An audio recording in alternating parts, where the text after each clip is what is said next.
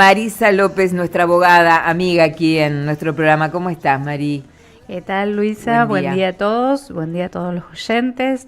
Y bueno, retomando un poquito, primero te voy a pedir un minutito, un segundito para saludar a unas personas. Sí, porque después yo me olvido y no saludamos a la gente que tenemos que saludar. Sí, nos matan mensajitos todo el tiempo. Después que salgo de la radio me llegan los mensajitos. Claro. Me dice, mandame un saludito, Katy Porchetti, que está trabajando ahí en la imprenta full. Katy fue secretaria de la radio, de nuestra radio durante muchos años. Con razón está ahí pegada a la radio, escuchándonos todos los días. Seferino Alvarenque del campo nos mandó un saludito, nos dice que nos escucha siempre, te manda muchos saluditos, Luisa. Gracias, Sefe, querido. César Mancilla, Tito siempre nos están mandando un mensajito, te escuché, salen lindas, siempre se enganchan con los temas, porque son temas así que por ahí de alguna u otra manera le resuenan. Después, bueno, déjame mandar un saludo a toda la gente que de alguna u otra manera se acercó al estudio, porque bueno, nos escuchan en la radio, les resuenan determinadas cosas y eso hacen que se acerquen a la radio. Claro. Yo encantada de evacuar las consultas. Bueno, siempre si se puede trabajar, se trabaja. Así que bueno, el estudio, como siempre, disponible para la gente que nos escucha y que tienen sus cuestiones. Me alegro, porque también ese es el objetivo de nuestro, de comunicar a través de la radio, ¿no? Tal cual, el objetivo de tener ese ida y vuelta, de que la gente, se saque sus dudas, pregunte, si se puede ayudar, se ayuda, si se puede solucionar, se soluciona. Como siempre, a disposición, y bueno, ese ida y vuelta con la gente, después los mensajitos que te consulta, que se llegan, está realmente muy bueno.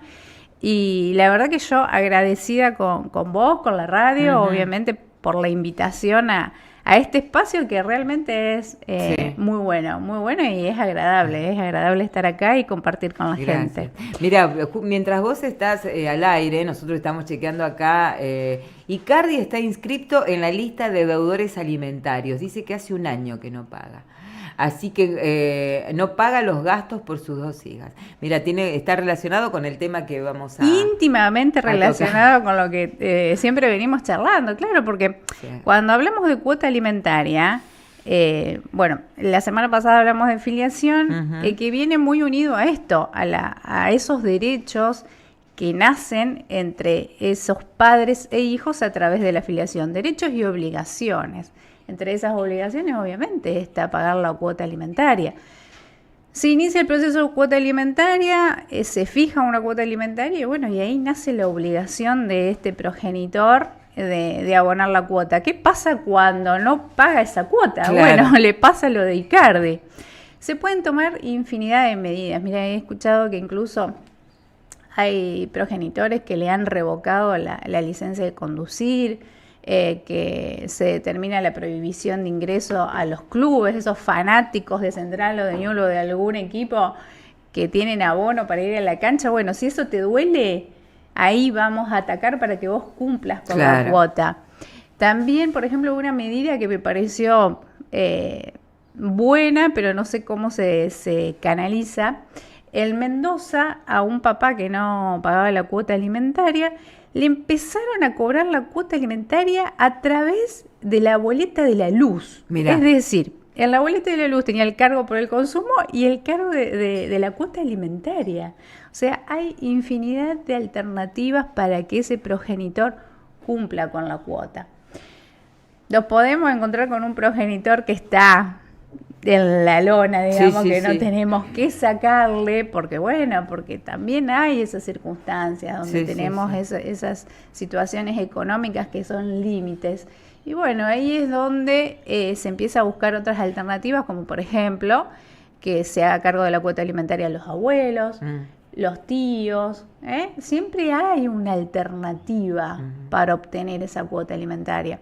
Por eso, siempre es importante analizar el caso, que la gente consulte y que no se queden con esto de que, pero no me la paga porque está en negro, no me la paga porque dice que hace changas y no le alcanza. Siempre la obligación está la obligación, obviamente, para que esa obligación nazca hay que reclamar, porque después también tenemos esa historia de que vienen 10 años después sin reclamar cuota, querer reclamar todo lo que no reclamaron en su momento. Bueno, no, para que nazca la obligación tenemos que reclamar y a partir de allí se genera una deuda. Muchas veces escuchamos, se le acumularon, como acá en este caso de Icardi, X cantidad de millones. Bueno, estos son a otro nivel. Claro, 600 millones de dólares, pero él no tendría inconveniente en pagarlo. No, ahí hay otra cuestión. Hay otra cuestión, hay claro. Cuestiones que, ¿viste? Son mediáticos, tienen esta cuestión de que viven a otro nivel y tienen otros valores criterios, también, ¿no? otros valores, otras cuestionos que nosotros por ahí en el mundo mundano en el que vivimos, bien ahí, nosotros no las tenemos. En las antípodas de esas formas. Tal cual. Pero bueno, como te decía antes, la cuota alimentaria hay que pagarla y si no se le puede cobrar, se buscan alternativas. Claro. Y esto de estar en el registro de deudores alimentarios, bueno, implica un montón de circunstancias más. Por ejemplo, una persona que, bueno, no es el caso de Icardi no le va a afectar en nada. Lo dejamos de lado, Maurito. Pero a una persona que va, por ejemplo, a buscar un trabajo. Claro. Bueno, como requisito le piden, a ver, tus antecedentes penales, que no esté inscrito en este registro. O sea, hay cuestiones que es importante. A veces hay lugares donde para solicitar una licencia para conducir taxis también te piden esto de no estar inscrito en el registro de deudores alimentarios. Es una forma de generar presión, de generar de que esta persona cumpla con la responsabilidad de pagar la cuota alimentaria. Por eso ya te digo, es importante iniciar el juicio, iniciar el reclamo, poner en mora a ese que nos está debiendo la cuota alimentaria, para después, bueno, buscar las alternativas para que eso se pueda cumplir. Si bien generalmente se da en relación del padre deudor, también existe la madre deudora, porque convengamos de que cuando los chicos viven con el papá, es la mamá la que tiene que hacerse cargo de la cuota, ¿no? Igualdad ahí entre ambas partes. Lo que pasa es que, bueno, casos. Claro, nosotros siempre lo vemos, la mayoría de los casos, por lo menos que llegan a mi estudio y que por lo menos charlo con mis colegas, generalmente es el progenitor el que no paga. La mamá siempre es la que está 24/7 con el hijo, pero también hay casos. Los otros casos, como siempre. Siempre me costó entender a mí esto, si bien no me ha tocado personalmente a mí, pero siempre, generalmente lo veo, no siempre, porque sí sé que hay progenitores que se hacen cargo como corresponde. ¿Por qué esa negativa, esa negación una vez? O sea, a veces hay una convivencia de estos progenitores con la criatura y todo bien. El papá se hace cargo de todo, de la ropa, de la educación, de la alimentación. Ahora, sale de ese hogar, se separa de la madre, se interrumpe el vínculo amoroso, pero bueno, no se interrumpe el filiatorio, obviamente, y automáticamente se descartan económicamente. ¿Por qué sucede eso? Si aparte tienen plena conciencia de lo que cuesta la mantención de un hijo.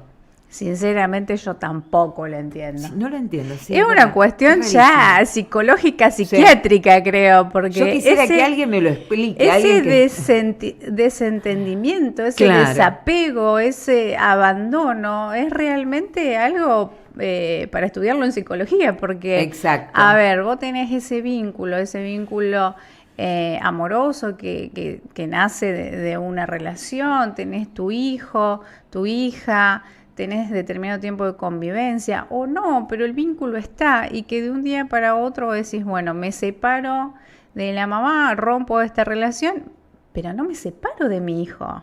Claro. A ver, no me separo de mi hijo. Entonces, entender eso desde afuera, la verdad que a mí también me cuesta un montón. Me cuesta un montón porque uno no se separa de los hijos. Jamás. Ese vínculo jamás se rompe. Entonces, esa relación, ese vínculo jurídico, ese vínculo legal, no se rompe y tampoco debería romperse desde lo amoroso. Pero bueno, la verdad que yo tampoco lo entiendo. Es ya una cuestión social. también entran a jugar cuestiones externas a la relación, pero bueno, eso es realmente para un estudio psicológico. Claro. Más que legal. Todos a terapia. Sí, tal cual. Bueno, Marisa, te agradecemos como siempre tu participación. No sé si concluiste el tema, ¿querías agregar algo más ahí? Sí, hoy el tema venía por otro lado hoy. Sí, venía por el sí. tema de filiación. Y no quería que te vayas sin que nos analices esta noticia que apareció hoy en el diario La Capital de Rosario, que yo lo leí como título y ahora se me fue por acá. Creo que se trataba, yo leí algo, lo leí también. Se trataba de... un papá que se había hecho cargo, pero al final tuvo dudas, se hizo el ADN y no era el padre. Algo por el estilo, ¿no? Sí, tal cual. Estoy buscando el título puntual para... Pagó la cuota alimentaria por demanda de su expareja, dudó, pidió ADN y descubrió que no era el padre. Tal cual.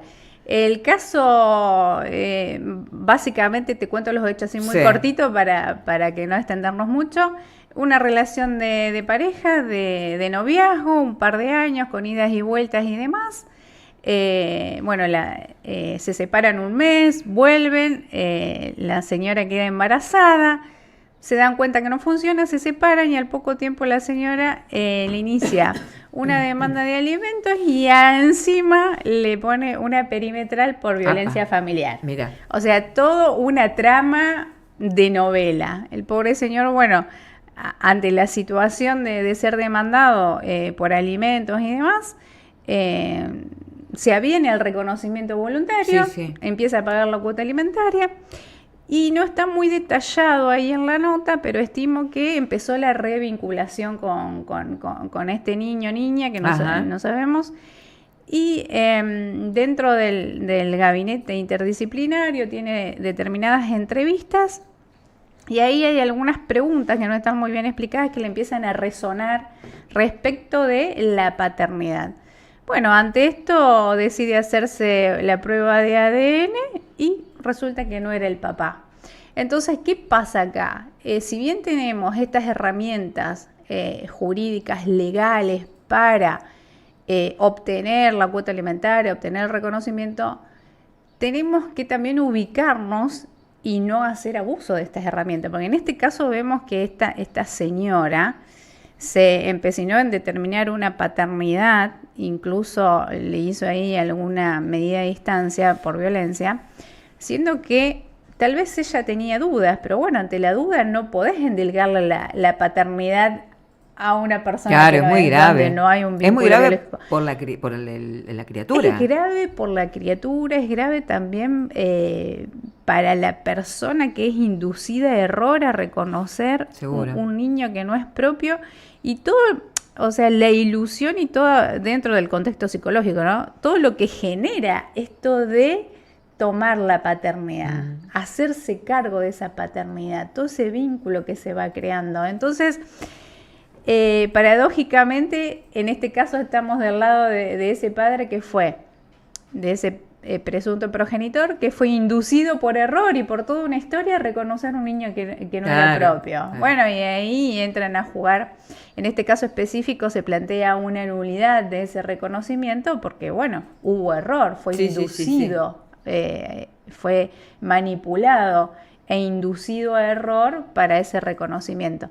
Así que, como siempre hablamos, tenemos de los dos lados. Tenemos estos papás responsables, mamás responsables, pero también tenemos esas situaciones que, bueno, que es otro tema, pero que lo vemos mucho con las falsas denuncias. Claro. Ese es un tema que está bueno para tratar cuando tomamos conocimiento de esas denuncias de violencia que no son tal y que es todo lo que genera después. Claro. Entonces, bueno, la moraleja de esto sería siempre ser responsables. Ser responsables de nuestras acciones, porque nuestras acciones no solo nos incumben a nosotros, sino que bueno, son una onda expansiva que afectan a exparejas, a nuestros propios hijos y demás. Entonces, usemos las herramientas de manera responsable, defendamos nuestros derechos, pero no tampoco nos abusemos. Hay que estar ahí en una línea coherente. Bien, bueno, acá nos dice un oyente, y ya cortamos, ya nos vamos, yo no me voy a ningún lado, pero disculpa, dice, los abuelos no tienen por qué pagar alimentos, el padre y la madre del chico se tienen que hacer cargo, ¿para qué lo trajeron al mundo los dos? Bueno, sí, pero la ley dice otra cosa, porque alguien tiene que responder cuando no se cumple, los padres, ¿no? siempre son los responsables, Seguro. pero bueno, hay veces en que estos padres se tornan Sí. en irresponsables y bueno, ese niño no tiene por qué quedar desprotegido. Claro. Y ahí, bueno, es donde tenemos que recurrir a otras cuestiones. A veces cuando los tocamos a los abuelos, los padres reaccionan y vienen. Entonces también es una Claro. herramienta de presión para decir, bueno, Sí. si vos no querés pagar, le voy a tener que decir a tus padres, o sea, a los abuelos, Claro. que se pongan. Sí, tampoco entiendo eso de abuelos que no se hagan cargo, porque el hijo o la hija decidieron no hacerse cargo. Eso tampoco se entiende, pero bueno, son cuestiones personales. Son cuestiones personales, el ámbito familiar es realmente complejo. Claro. Último, buen día. A mi hijo le pasó lo mismo. Reclamaba todos los derechos para mi supuesto nieto y peleando con su pareja, ella ahí le dijo, viste, cuando vos peleás decís la verdad, ¿no? Dice, no, que no era su hijo. Así que bueno, mientras tanto dice, mi hijo cumplió como papá. Claro, ¿y quién le devuelve eso? No, es una cosa de loco. Sí, es realmente grave, es realmente te afecta Complicado. mucho, es complicado, por eso Sí. la conclusión, seamos responsables. Gracias, Mari. ¿Dónde te encuentra la gente, tu oficina? La oficina en Avenida Roque Sáenz Peña 1020, ahí enfrente de la terminal. La doctora Marisa López, hasta el jueves. Hasta el jueves. Muchas gracias.